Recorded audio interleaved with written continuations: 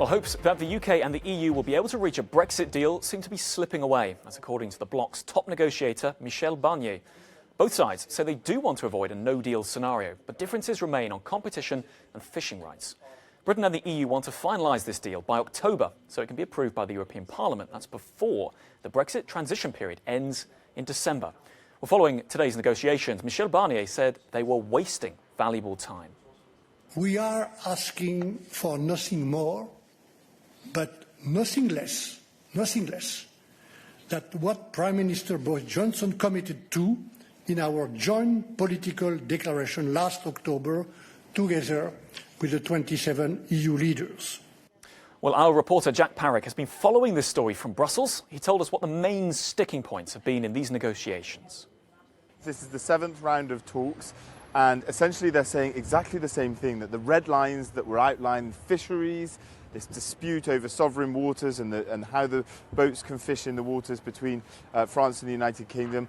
Also, the idea of this level playing field, the insistence on the EU that the UK government can't fund companies to outcompete with companies in the European market if they want full access to that EU market and the 450 million consumers that come along with it. Michel Barnier said that at points this week they went more backwards than forwards. This really is looking like the entrenched positions are becoming so problematic that it's hard to see how a deal is going to be done. As you said, they all want a deal done by October so that there can be ratification in the relevant parliaments.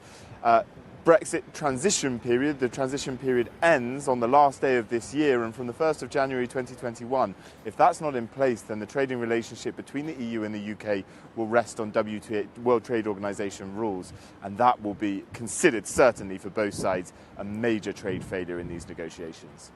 Now, Jack, you ask the EU and they say the UK are the problem here. You ask the UK and they're pointing to the EU. What has their response been to this deadlock?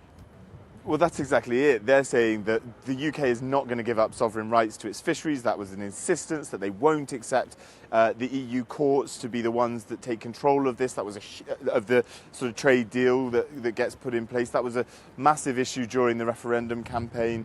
And they won't allow the EU to set their trade policy, which is what they accuse this level playing field insistence on. Also, we heard from the chief negotiator of the UK, David Frost. He sent out a press release after this round of negotiations, and what he's saying is that the EU is being really intransigent and insisting that these issues are negotiated before they can move on to any other issues. And what that means, this is what the UK is saying, is that there can't be any progress because they're the real sticking points, and that there needs to be a bit more flexibility in how they go about these negotiations. But at the end of this week's talks, Alex, we're in exactly the same place, pretty much, on the sort of big picture as they were at the end of the last talks a couple of weeks ago.